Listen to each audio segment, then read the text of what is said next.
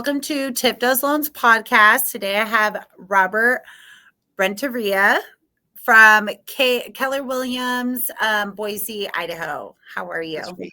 I'm doing well, thank you. How are you, Tiffany? I am doing great. Thank you so much for joining me. We met at an event recently out here, though, in I think it was in Orange County. Yeah. Yeah, Huntington Beach. Huntington Beach, to go over all kind of what's been happening. The economists were there to kind of help us navigate this market. So that was great to meet you. And we kind of got to talking. He is in Boise, Idaho, realtor, investor, helps, really just knows all about that market over there. And since we're over here looking for investment options out of state, I thought that you could kind of help us with that. Sure. So why don't you just kind of start and tell us how you got started, a little background, some of your journey. Okay. I was originally in law enforcement when the real estate community found me. I had purchased my second home after a promotion, and the gentleman that sold me my house said, "Hey, if you ever think about changing industries, would you consider real estate?" I'd never thought about it. And after a few more promotions, and I wasn't able to do all the fun stuff anymore, I called him back and I said, "Hey, is that offer still open?" I didn't know how it worked. And he says, "Yeah, get your real estate license and call me back." Well, I had one gear and it was go. So at that time I worked in an office. I went and scheduled my real estate classes and took my vacation and scheduled a test. And, 3 weeks later I had my fingerprints done, and I called him back and said, "I got my real estate license." He said, "Who are you?" And I'm like, "I'm just a guy. You told me what to do." So I did it. That's amazing. I know people are so surprised, right? When you follow instruction. I know. Yeah.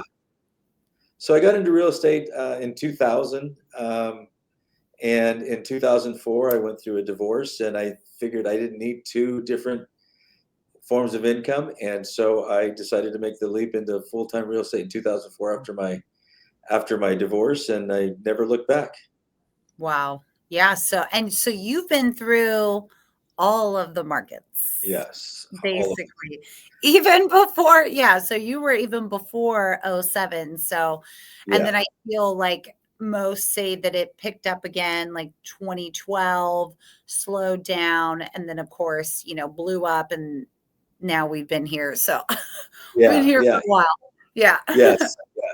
And, there was a couple of ups and downs before 2000. I told a story yesterday to a gentleman that we were talking to that I remember, like right now we just went through the NAR situation with the commissions, and everybody thought that was going to, shake up the industry more than the interest rates did, but it didn't. I remember when, you may not believe this, when I first started selling homes, brand new homes in this area, they were starter homes. They were selling for $105,000. Yeah. And for a brand new home. And I remember when FHA says, we're going to start doing down payments for every home at 3.5%. I thought, that's going to kill the market. We're dead. What am I going to do? And it stumbled for just a little bit, but then it got back to normal. And, 20 some years later, we're here again. Yeah.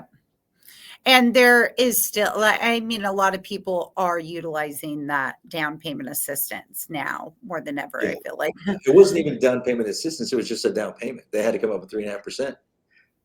I remember when it started. Yeah. Yeah. Oh, so like the beginning of the FHA, the low, but you thought that would crash the market. Did you? Why did you think that would? Well, in this area, for people to buy a $105,000 house, at that time, the income it was still not as high as it is in California. So people were making $30,000 a year and being able to buy a house. That's with the down payment assistance. Now, when they were forced to save up $3,500 to buy their own home, we all thought that in this area that was going to kill the market. Gosh, everybody would line up for that now. Yeah. They'd be like, Yeah. please. They would Yeah. be coming to like picking up like 7 of them, you know. That's why Yeah. when people leave Orange County and they go somewhere else or like to get an investment or, you know, what have you, they're like, wow, like the difference. You can pick up a couple. Yeah. Between Southern and Easier. Northern California, we have a ton of people coming in Yeah. buying investment properties or homes that they're going to retire to. Um, Idaho, there's this particular town about 6 miles from where I'm sitting right here called Eagle, Idaho, and Yeah. Forbes magazine did an article on it last year saying that we have the largest amount of California pensions in this one area, this one particular city called Eagle, Idaho, and Hmm. uh, there's a one subdivision. Like I said, I'm former law enforcement. I Yeah. speak a lot of people's languages in that world, military, firefighters, and law Yeah. enforcement. In one particular um, community out in Eagle, that I know there's probably 300 plus firefighters, retired sheriff department, retired law enforcement uh, from all over the West Coast, California, Oregon, Washington. We call them cows. Oh my gosh, that's funny. I always thought that a big one was like Arizona, but I didn't know yeah, I didn't know Idaho was like one Yeah, of those big retirements, but yeah, I imagine it for the price and I mean it's just like beautiful out there, right? yeah, I yeah. And know. you know, the way of life, there's really no crime here. Yeah, Property crime is super low. You know, violent crimes, there's almost nothing. relatively none comparatively. I feel like we have like one main city out here that's like that. Like Irvine is very low, but like Yeah, everything around it is like, yeah, you know, it's like it's kind of more like LA. Like you go down one street and it's fine. And then the next one is not. chaos. Yeah. Yeah. Yeah, Yeah. So it makes it a little difficult too when you're like shopping or like building in that area yeah, because you want, but then you still have, you know, all these amenities and stuff. yeah. So out there right now, so a lot of people are moving out there Yes. for their retirement. I know that we talked about um, a strategy that you kind of pitch, or if people are looking to retire, that they purchase it now, right, and then rent it until it's Yes. ready. So yeah, So want to kind of lean into yeah, that a little bit. Yeah. so we have literally when I was on the down to Huntington Beach to see that Mhm. economist, I sat next to an Orange County firefighter and his wife that were up here visiting his daughter. She came to Mhm. school up here at Boise State University, absolutely loved it, and has put her roots down. And they're like, "Well, we're going to eventually move up there and retire when we Yep. retire." And I said, "Okay." They're like, "Well, we just can't afford to buy and sell now. So what do we do?" And I started asking questions like, "What did you buy your house for originally?" And you know, a lot of people in San Diego were saying $300,000, $400,000. I said, "What's it worth now?" And they're saying, you know, 1.4, 1.5. You know, these Mhm. numbers that they're like, if we can't afford to sell and buy in this area, so what do we do? Well, I'm not sure exactly what IRS rule it is, but I was just talking to literally a FSO or CFO about it from a local bank here just a few minutes ago, where as a married couple, you can only protect $500,000 of equity in your personal home Mhm. before you get taxed at 26%, which is long-term capital gains. Well, what there's a strategy of people, what they can do is they can take out some equity in their home Mhm. and go buy a new home or investment property Yep. and have that investment property, because rents are pretty high here, pay for that payment on that um, line of equity or whatever loan that they get out. And they not only get the asset, but they get the opportunity of building equity and not having to make that payment out of their pocket. So that's a big strategy people are doing right now from that area that want to eventually retire here, but Mhm. yet they can use it as a write-off when they come to town to visit their loved ones, or they start their portfolio that way. Yeah, that's such a good strategy, especially if you're talking to most people kind of already have an idea of where they want to retire, like where they're going to go after. And yeah, what a great strategy, instead of just like getting a random property somewhere and renting it out, like a little more strategic. Right. And then, I mean, even if they're, they have kids over there, but yeah, what a great strategy on that front. And then people coming like out of state, like what's the investment market outlet? Are there a lot of renters? There are And a lot of renters. Yeah. Sorry. what oh no, yeah, you're good. What are the investments that are performing the best? Like, is there like a lot of multifamily? Yeah. So I think here in the Valley, when I say the Valley, it's called the Treasure Valley, Yeah. and it encompasses about 800,000 people over about a 60-mile period or a 60-mile area. Yeah. And the ones that are performing the best right now are anywhere from 4 units to single families. Okay. Anything above apartment complexes and these large multi-family units, there's a little bit of a challenge where they've overbuilt. Yep. I think the local economists here, we're thinking in the next 12 months that will go away because we're attracting so many people into the area because Micron Technology has got a $16 billion project going on. I don't know if you know, have you ever heard of Micron Technology? They are the world's second or third largest chip manufacturer in the world. Okay. And they're setting up over there, they're building. They're based here in Boise, Idaho. So that's going to be like a lot of jobs. Yes, the Open campus up. tripled in size. Wow. They've got they make these chips in a clean room, and the clean room they're building right now is 1 million square feet. That's not including just all the ancillary businesses and buildings around it. So that's one. We're getting a Meta is building a huge facility here. Amazon's building its third or fourth facility here. Costco, I remember when we got our first Costco, and it took like 10 years for them to build a second one. Well, they've built a third one. Now they just bought land to buy build a fourth one. Wow. They see the growth coming, and the infrastructure is right behind it.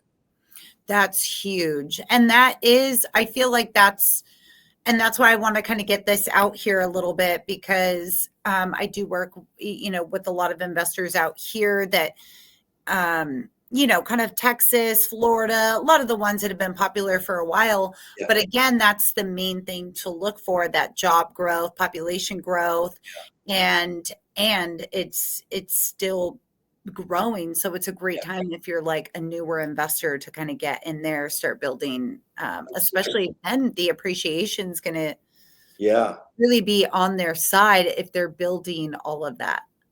And those are huge corporations. Can I tell a quick story? It's kind of a funny story about the area and how it's growth. I grew up I was born in California. I don't know, in a small little town, farming town outside of Bakersfield, California is where I was born. I've been in Idaho since I was 2 years old. Weezer, Idaho, which is a little tiny town. Yeah. Ironically, there's a lot of people from California that moved to Weezer, Idaho. It's a middle of nowhere. I don't know. But anyway, that's where I grew up, which is about 50 miles away from where I'm at. And when I graduated high school in 1992, I'm old.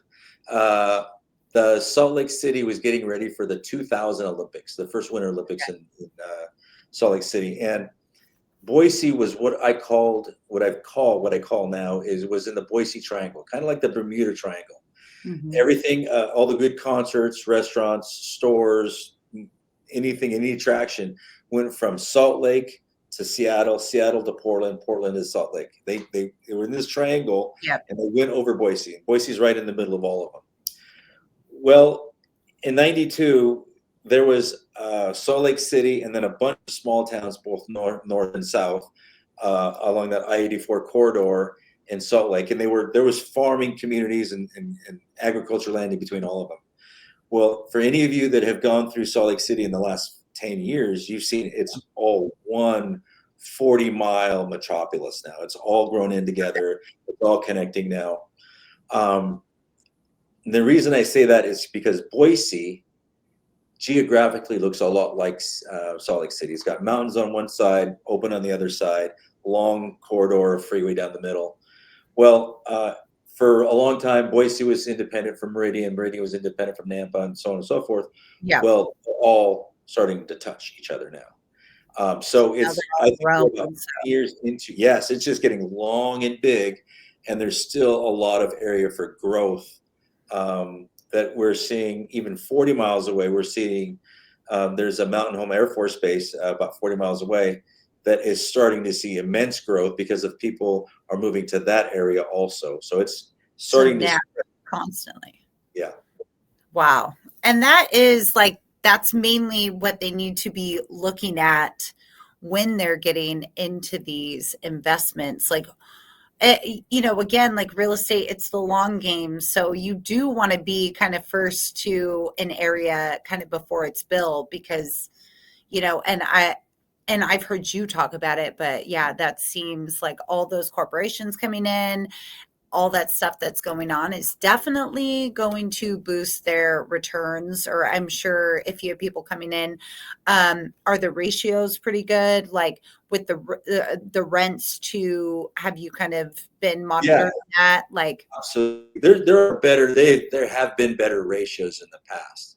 But yeah, as far as single family homes, they're still renting for, if you're talking a 3 bedroom, 2 bath starter home, yep, that you could probably buy for $350,000 here, they're okay, still renting for, yeah, right? They're still yeah, renting for $2,000.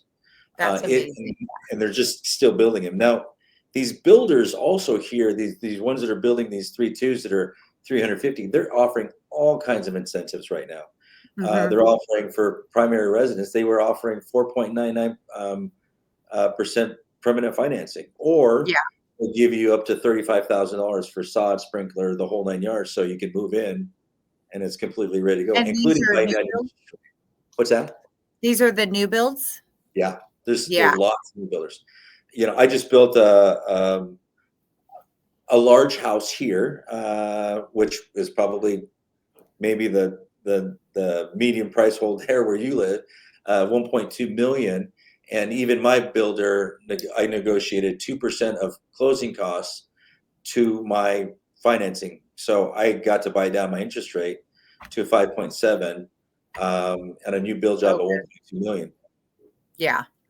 And that's huge. Like the 2-1 buy down, or you just Yes, bought it down? Okay. I bought it down permanently, actually. Oh, okay, permanently. So you're Yeah, in a 5.7. So you're yeah, still ahead of the game. yes, yeah. Yeah, it's still gonna be. But that one you said is 1.2. What is the that you just had built? What is the like kind of average over there? Okay, I built a little bit differently. I built in a gated community, which there are not very many gated communities like there are there. Um, so I built in a gated community on a half acre. It's a 2,700 square foot house with a 1,500 square foot garage. It's a 4-car garage with a big RV bay garage. Um, a lot of people here in Idaho have toys. They have RVs, they have side by sides, motorcycles. I use mine as a gym, so Yeah. it's a pretty cool gym area. But for 1.1 million, you could probably have properties with, I mean, from acreages to brand new, 4,000 square feet, brand new build jobs in very nice communities, or in any direction, Yep. from Boise, you can go 30 minutes and be outside and have acreage, 10, Yep. 15, 20 acres with a nice big huge house if that's what you wanted. Wow. There's So a plethora of yeah. things. If you're in, but what would is that more the average over there, like a million? Or is Now, it like five? average household is $565,000 here. Okay, so just under 600,000, which is amazing.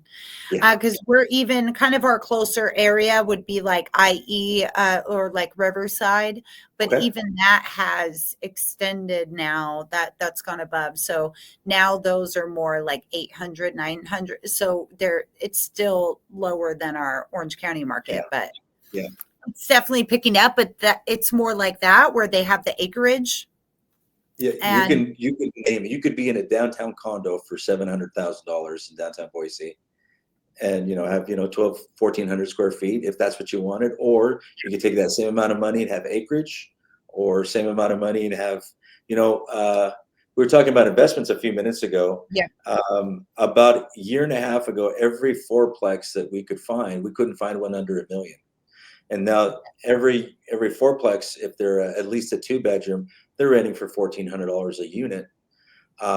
So $1,048,000 a month in income wasn't great, but now obviously the prices have come down a little bit. You could probably find your pick of the litter of fourplexes. A lot of them with 3 bedrooms, which would rent for a little bit more, probably $1,600 to $1,800, and you can get those all day for $900,000.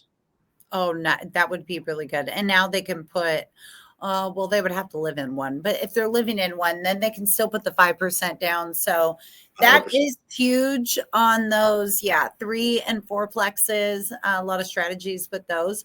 Yeah. What would your advice be if somebody in Orange County, we have a lot of people out here in California, obviously it's the numbers, for investors, mainly the numbers just don't make sense sometimes, still, unfortunately, at this point. So they are venturing out into other states. So what advice would you give to them to kind of get started, or maybe what area to start? Well, I think first off, finding somebody that's not only experienced with investments, but also somebody that's experienced in the area. Yep. There are lots of areas that are experiencing growth, but maybe not in the way that an investor is thinking. Like I see a lot of people investing in areas that are speculative, meaning one day they're going to have high rents. One day this is going to be a value. I wouldn't do that here, just because the incomes in those areas won't support the rents that they're being hopefully trying to get. Thinking. Okay. Yeah, just because it's the income here is, I think the average pay is maybe $16-18 an hour, and it's not very high. So when you're looking for, I want to make a 7 or 8% cap rate on some of these incomes, and unless it's in the right area, you're not going to get those. You could still find them up to 10% if you find them right, which you need somebody like me that I probably have made 10 millionaires over the last 50. I'm trying to think in my head how many people have sold, multiple fourplexes and roll their monies over to 1031 exchanges when deferred maintenance starts becoming an issue. There's always people that coming in and willing to do the work, but they can move their money around, and that's the strategy we have taken with a lot of investors. When they get when they have products that are like, we got to put a new roof on, and that these maintenance fees are coming too high, we talk about, let's move our money to something that needs less money or needs less maintenance, and in a better area where the incomes are a little bit higher. Absolutely. And I think that's huge especially, I know some investors, like, especially if they're out in the area, they might not always partner with like a realtor and just kind of do it. Sure. But it's huge to have somebody, especially when you're going into a new area, and you can give them those ins and outs, and basically it's a brand new market for them. So right. If you talk to anybody that's ever been burned outside of an area, their number one piece of advice is always have somebody with boots on the ground that you can trust. And that's the number one thing, because any realtor can sell you any property, but be able to tell you, this is maybe not your best area. This isn't going to 100%. And I think that's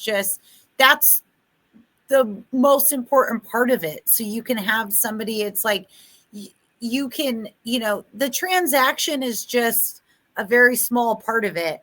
It's working with somebody that knows your goals, and like, okay, this route isn't going to get us there.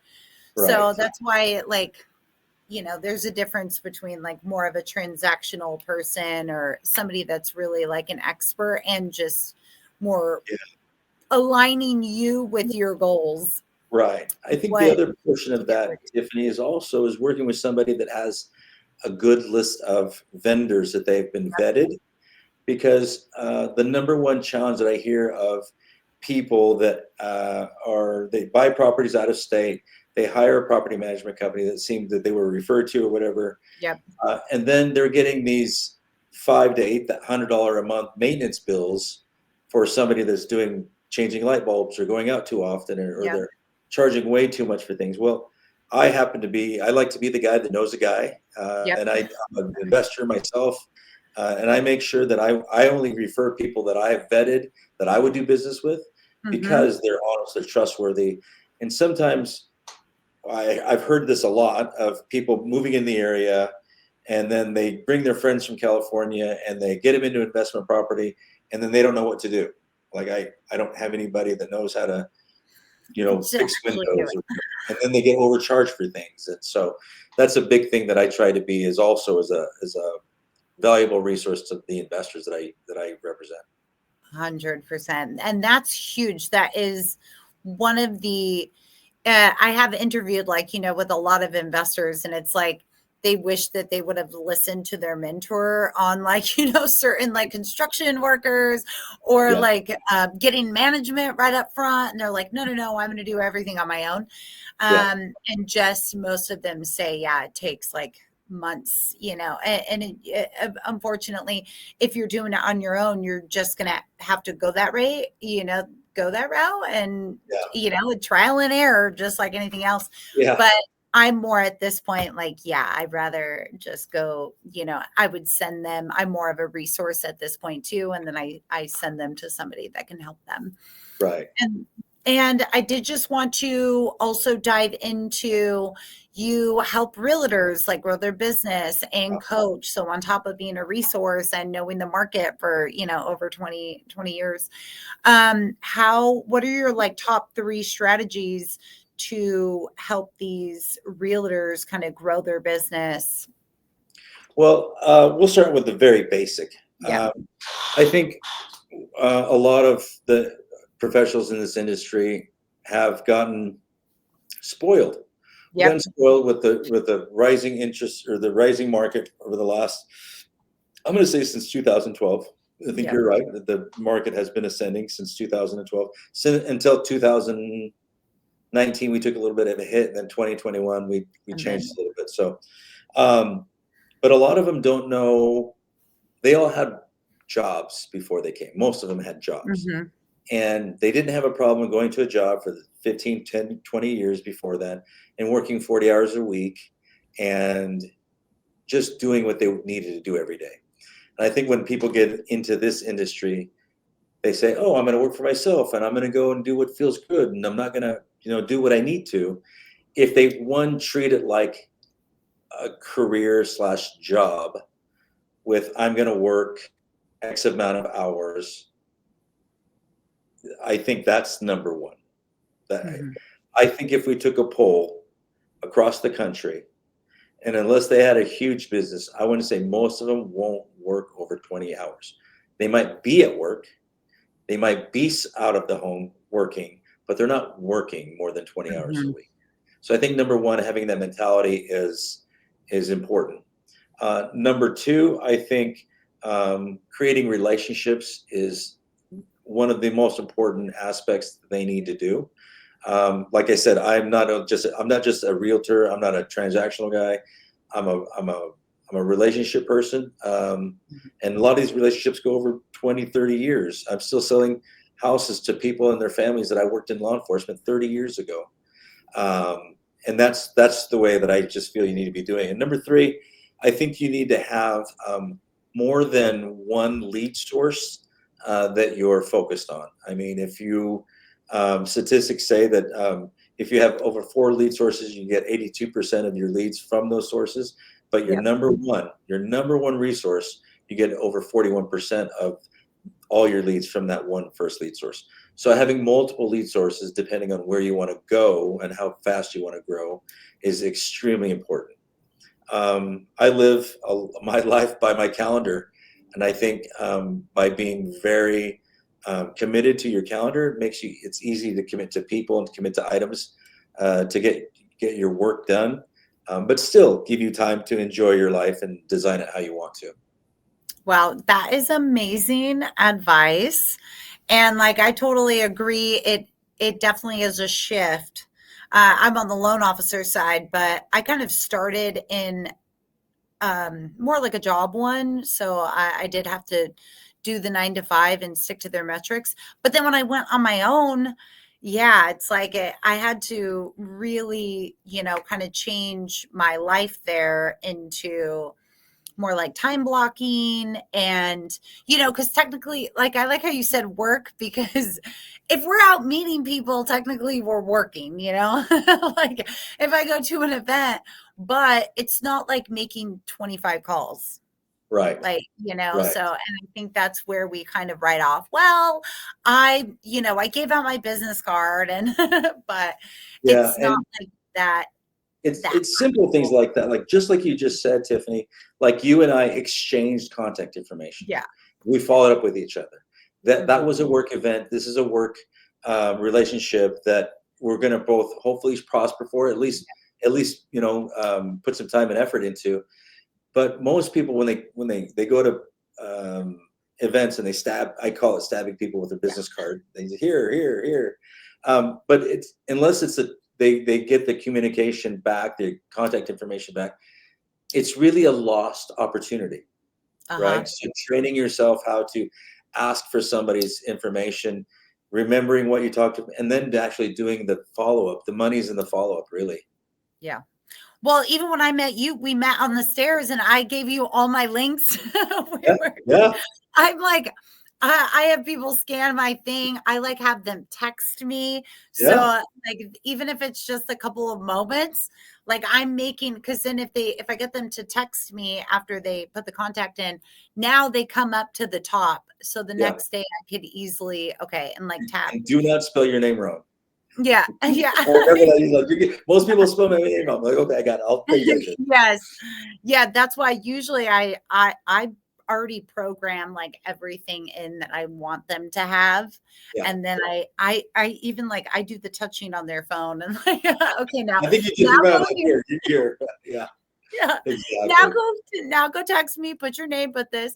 So it's like a whole, you actually have that connection. So that Yeah, is I did come in a time when like digital cards were just coming out. So, yeah, I never got too much on the business card, but like, honestly, I don't even print any at this point because yeah, now there's so many links.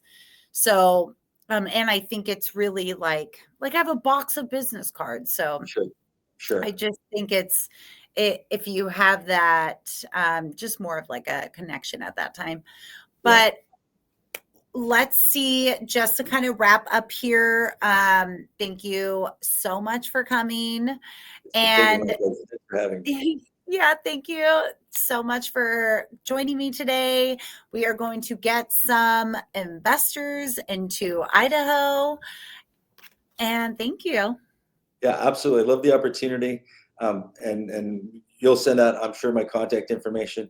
I I'm will. just, I will have I'm here everything. to help people. I'm here to, give people knowledge about the area. And if there's anything that I could do for them to earn their business, I'm 100% in.